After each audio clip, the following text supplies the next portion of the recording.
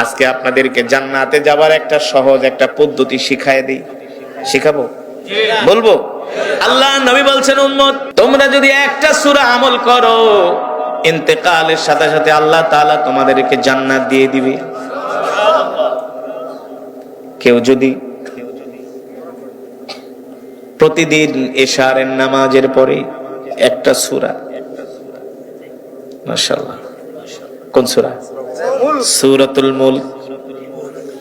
আল্লাহর নবী বলেন, কেউ যদি এশারের নামাজের পরে সূরাতুল মুলকের তেলাওয়াত করে, আল্লাহর নবী বলেন তার ইন্তেকালের পরে যদি আল্লাহ তাকে জান্নাত না দেয়, তাহলে সূরাতুল মুলক আল্লাহর সাথে ঝগড়া করবে যে আল্লাহ আমাকে সেই দুনিয়ার জমিনে পড়েছে, আপনি কেন তাকে জান্নাত দিবেন না? সুবহানাল্লাহ বলেন। কিন্তু শর্ত হলো নামাজ আদায় করার পরে পড়তে হবে, নামাজ ছাড়া না। কি? সিলেটের এক মাহফিলে আমি বলছিলাম কেউ যদি সূরাতুল ইখলাস 1000 বার তেলাওয়াত করে, আল্লাহর নবী বলেছেন আল্লাহ তাআলা তার জন্য 300টি রিজিকের দরজা খুলে দিবে। কয়শটি? 300টি। একটা বন্ধ হইলে আরেকটা, একটা বন্ধ হইলে আরেকটা। তো এক সিলেটি যুবক আমাকে, হুজুর আপনি সত্যি কইছুন যে সূরাতুল ইখলাস পড়লে আল্লাহ তাআলা জান্নাত দিবেন? হ্যাঁ। তুমি পড়ো। হুজুর আমার লেগা দোয়া করুক, আমি লন্ডন যাইম। ঠিক আছে, তানে লন্ডন যাইব, বুঝেননি?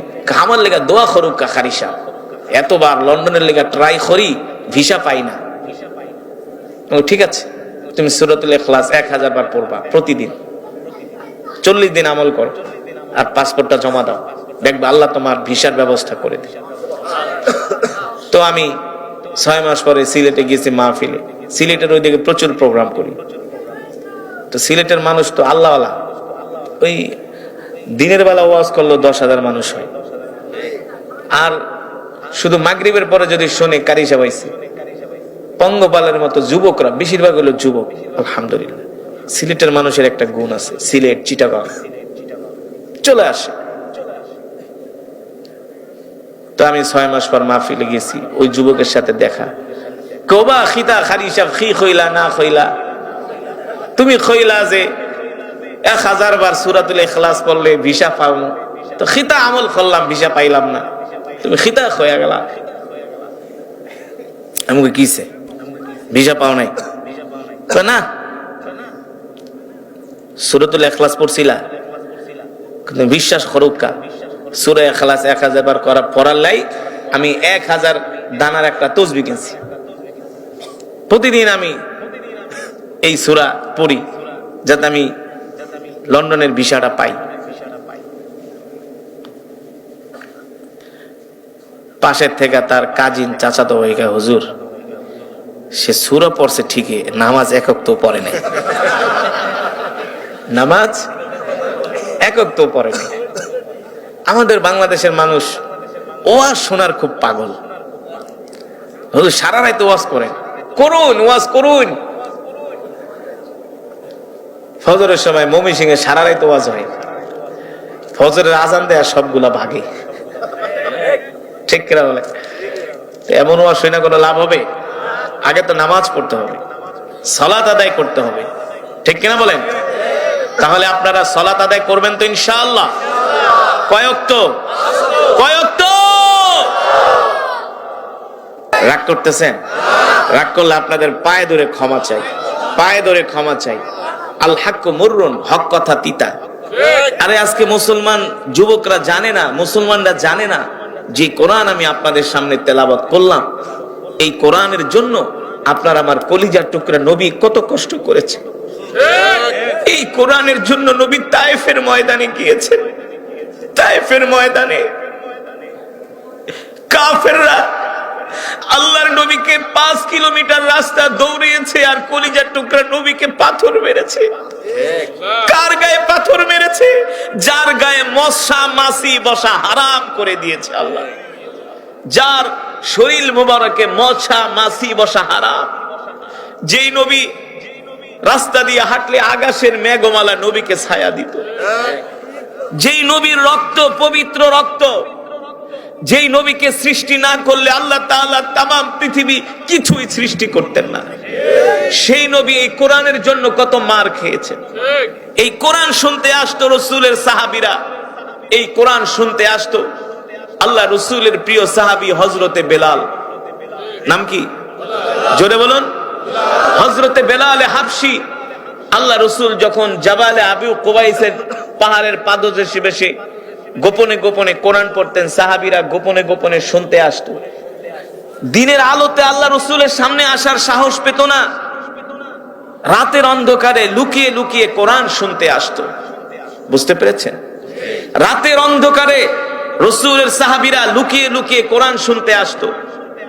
একদিন আবু জেহেলকে কাফেররা ধরলো। এ আবু জেহেল, ব্যাপার কি? মুহাম্মদ যেভাবে কোরআন পড়ে, তার কোরআন শুনে তো মক্কার যুবকেরা কালেমা পড়ে মুসলমান হয়ে যাবে। কি করা যায় আবু জেহেল? আবু জেহেল 144 জারি করলো, আজ থেকে কেউ মুহাম্মাদের কোরআন শুনতে যেতে পারবে না। নাউজুবিল্লাহ বলেন। আবু জেহেল আল্লাহর নবীকে হুমকি ধামকি দেয়, মুহাম্মদ তুমি কোরআনের তেলাওয়াত বন্ধ করো। অথচ আল্লাহ তাআলা নবীকে বলছেন, ইন্না আনজালনা ইলাইকা যিকরা লিতুবাইয়িনা লিন-নাস। নবী গো, আমি আল্লাহ এই কোরআন আপনার উপর নাজিল করেছি, এই জন্য এই কোরআন দিয়ে আপনি মানুষদেরকে বয়ান করবেন। ঠিক কিনা বলেন? এই কোরআন দিয়ে আপনি মানুষদেরকে বয়ান করবেন, এই কোরআন দিয়ে আপনি মানুষদেরকে দাওয়াত দিবেন। ঠিক কিনা বলেন? এই কোরআন নিয়ে ঘরে বসে থাকবেন না। আল্লাহর কসম করি মুসলমান যুবক, এ যুবকেরা ভালো করে শুইনা রাখো।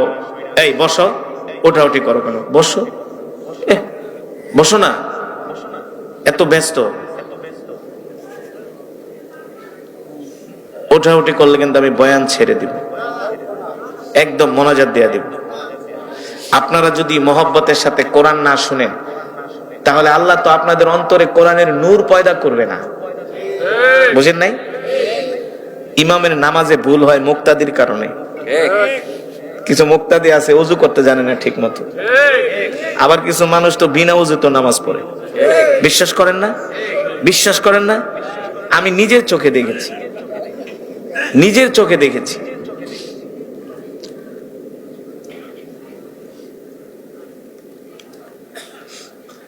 আল্লাহ তাআলা মানুষদেরকে হেদায়েত নসিব করুন। আমিন। কষ্ট পাচ্ছেন?